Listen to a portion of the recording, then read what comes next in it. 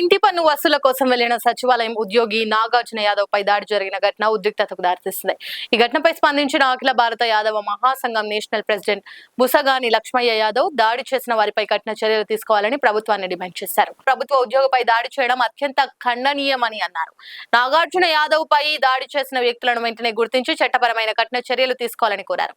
ఇలాంటి ఘటనలు పునరావృతం కాకుండా ప్రభుత్వం తగిన చర్యలు తీసుకోవాలని, బాధితుడికి న్యాయం చేయాలని డిమాండ్ చేశారు.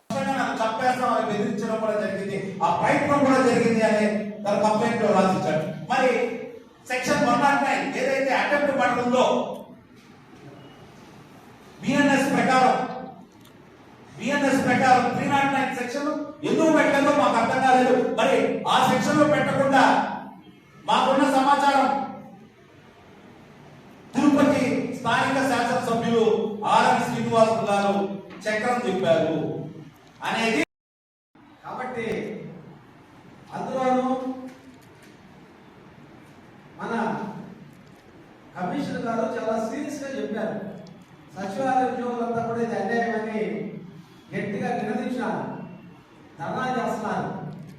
ఈరోజు వామపక్ష పార్టీలు, ట్రేడ్ యూనియన్స్, అలాగే అనేక మంది ఈరోజు ఈ సమస్య మీద రాష్ట్ర వ్యాప్తంగా పెద్ద ఉద్యమాలు జరుగుతూ ఉన్నాయి.